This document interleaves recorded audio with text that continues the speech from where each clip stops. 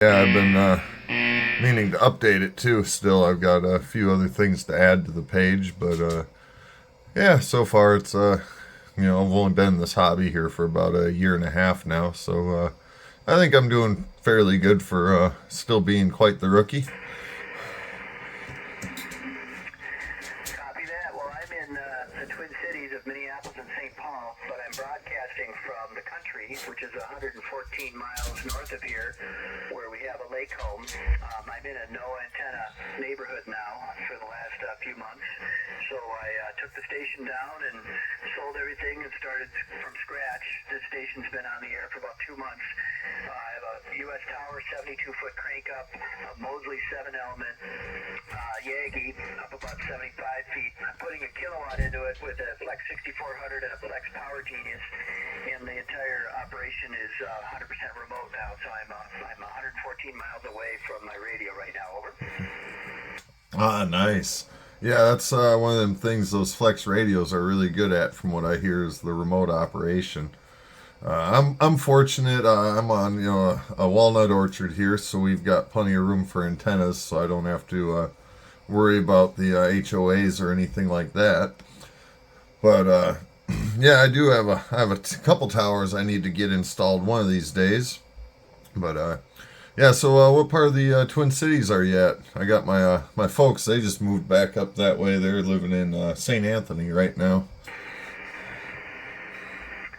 Oh, well, when I was in college, I drove school bus in St. Anthony for 3 years, so very familiar with that area. I'm in the Southwest Metro in Eden Prairie, and then our lake home is up by Lake Mille Lacs, between Lake Mille Lacs and Brainerd, in a little town called Deerwood on Bay Lake. Over. Yeah, Roger, Roger. Yeah, I actually saw in your I pulled the info off QRZ or wherever into my logging stuff here. It said Deerwood. Yeah, I've been up that way quite a few times. I used to go up to the old Grand Casino there quite a bit up in Mille Lacs. I used to go between the one in Hinckley and Mille Lacs, of course. But yeah, been up there plenty of times. Used to do a lot of ice fishing in the winter. Go rent a shanty and have a good time. Uh, but yeah, it's yeah, my folks. It's crazy how things change. It's been quite some time before I've been back there, and apparently they're living at Apache Plaza, or where it used to be. I guess it's a bunch of apartments for retired folk nowadays. Oh yeah, no, I remember when I was a little kid, my grandma took me there to buy some shoes for a trip, and because she lived in Northeast Minneapolis, and then I ended up living in her house after she passed in college, and so I know exactly where Apache Plaza used to be for sure, and it's right where my school bus route went, right around there. Over. Oh, Roger, Roger. Yeah, I actually I split my time growing up between Duluth and Fridley, so I'm definitely pretty familiar with the northeast area there. Uh, kind of miss it, but not really. I kind of miss it in the summertime, but I sure don't miss that cold weather. Yeah, well, it's kind of hard to ice fish though if you don't get some cold weather, right? And we like to snowmobile and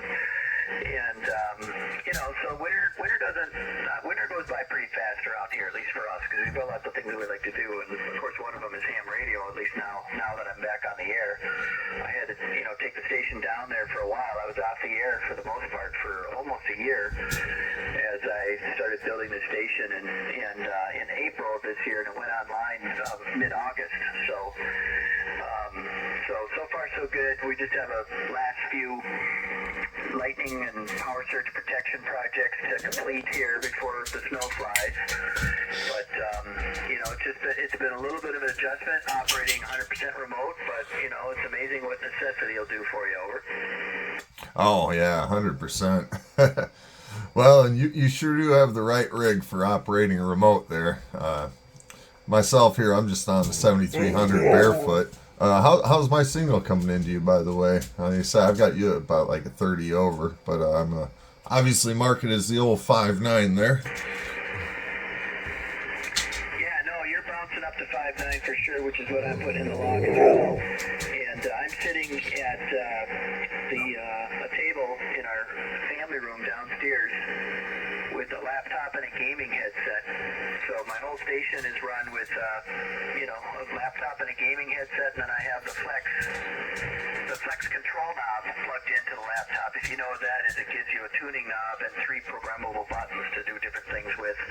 And I have a 7300 as well up at the cabin. I was operating that with a wire antenna in between stations just to have something to operate on, and was really amazed at, I didn't do anything to that thing. I pulled it out of the box, plugged it in the power supply and the antenna tuner and the antenna, and with the handheld mic was making contacts and getting good audio reports when I didn't do anything but plug in the handheld mic. So especially for the money, that is probably one of the best radios ever made. Over. Yeah, I'm definitely glad I went the route with this one.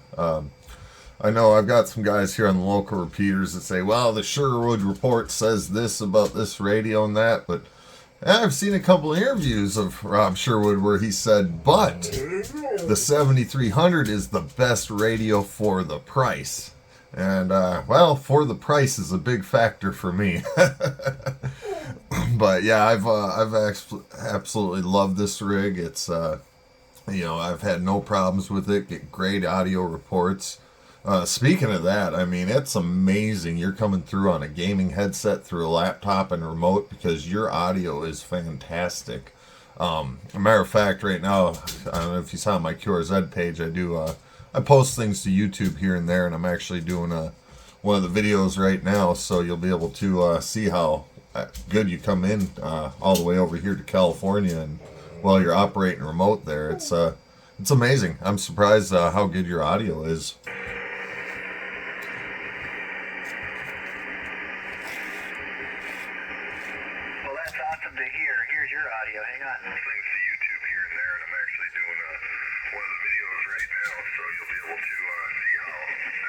All the way over here to California, while you're operating remote there, it's amazing. I'm surprised how good your audio is.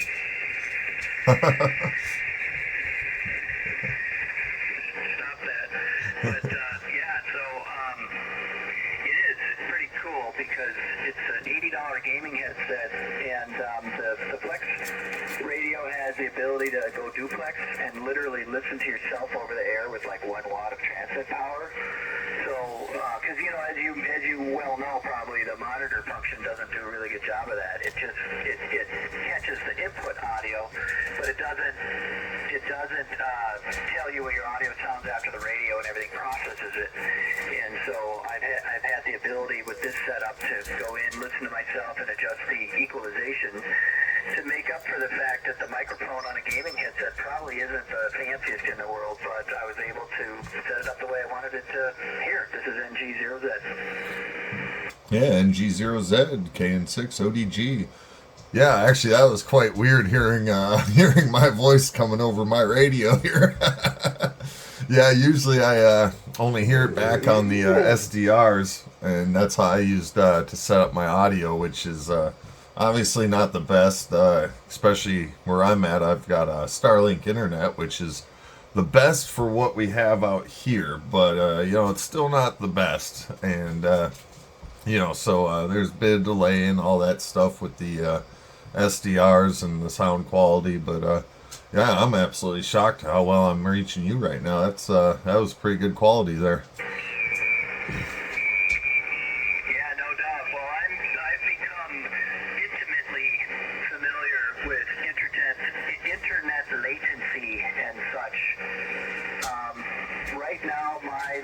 According to Smart SCR, which is the dashboard for my radio and amp, says that I'm experiencing 60 milliseconds of latency, which when it's at that point, you really can't sense the delay.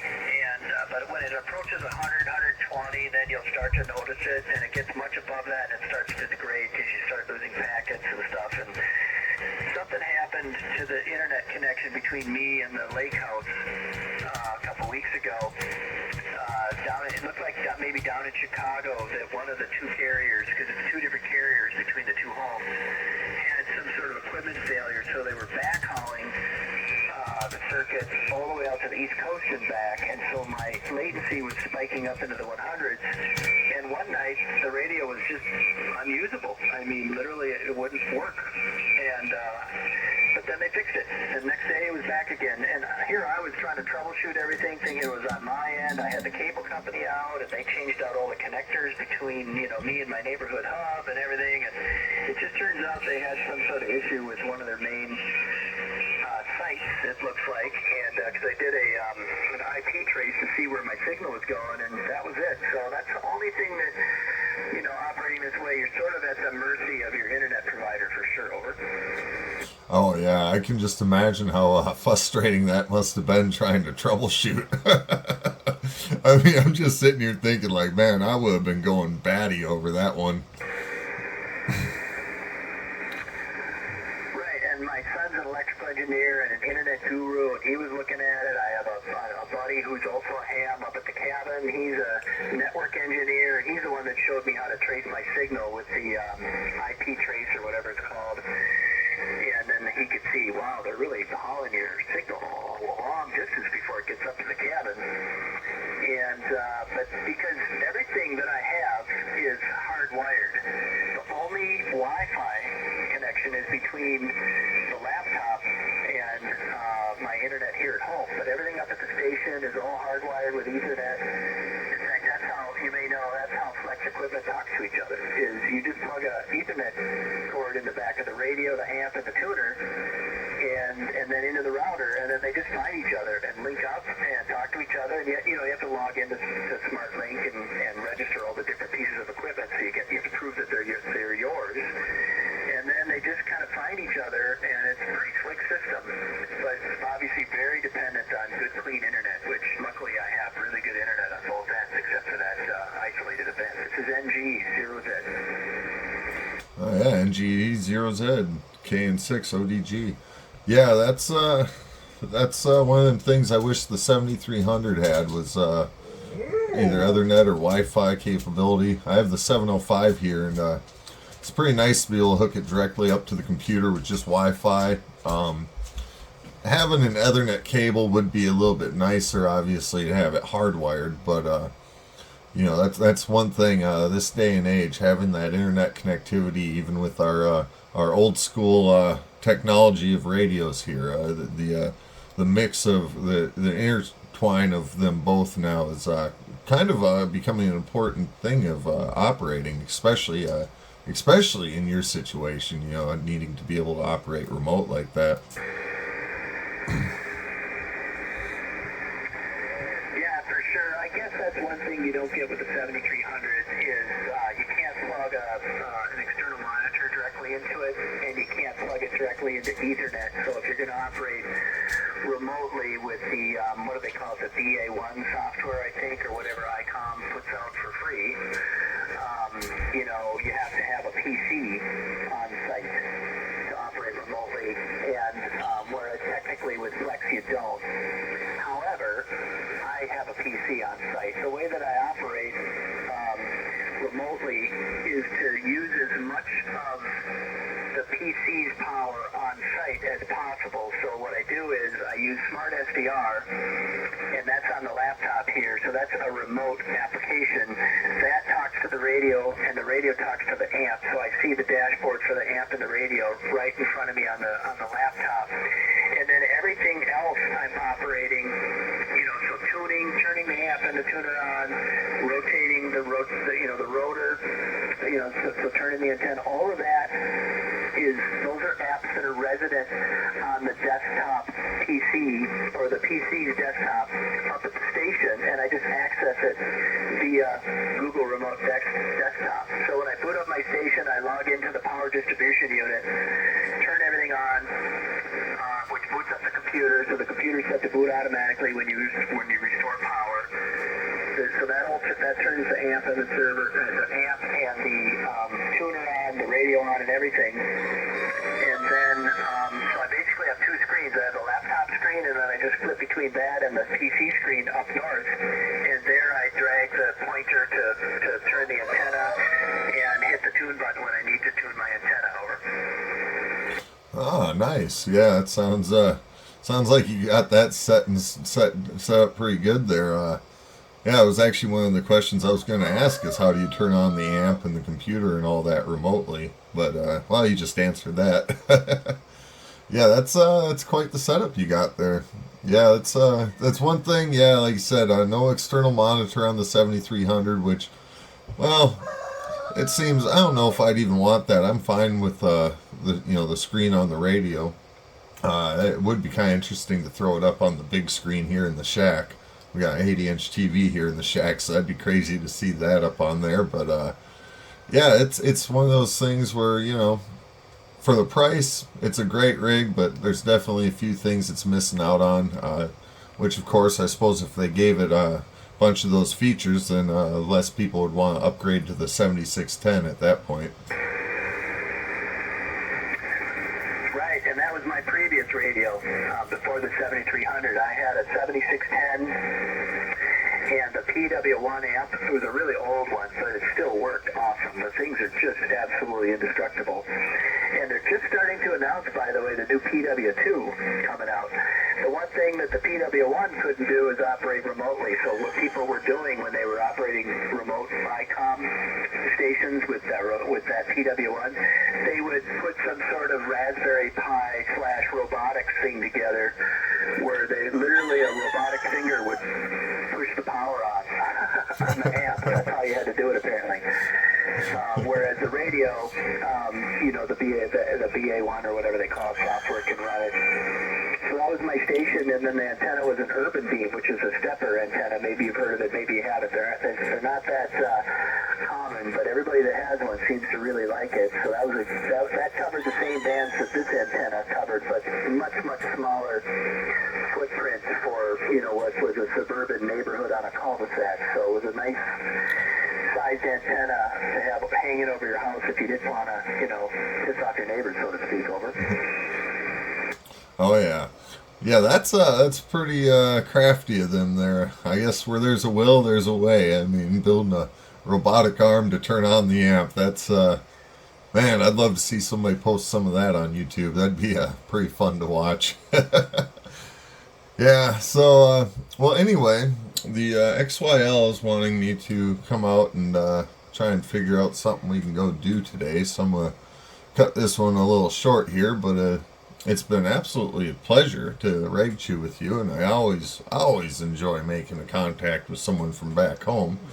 So hopefully I'll run into you again somewhere down the log, maybe a couple different bands as well. But in the meantime, I will say November Golf 0 Zulu 7-3 from Kilo, November 6th, Old Dirty Guy, the Nutty Ham. Hi, Craig. Well, I just subscribed to your your YouTube page, your YouTube page. So I'll be watching for that video. It'll be kind of fun. I just got a videos that a guy from Poland sent me today. Just as he was contacting me, he was videotaping it and then sent it to me a little bit after our QSO. So that was kind of fun. It's always, like you just heard, it's kind of fun to hear yourself. And, well, I look forward to our next QSO, Greg, and thanks for coming back to my call. Kilo November 6th, Oscar Delta Golf, 73 from Minnesota. This is November Golf 0 Zulu. Oh yeah, thanks for the subscribe, and well, it's so far almost a 19-minute video here, so it'll be up sometime tonight. Usually takes quite a bit to upload these longer ones, but well, until next time, John, 7-3 from KN6 ODG. 73, this is NG0Z, standing by, Kilo Z.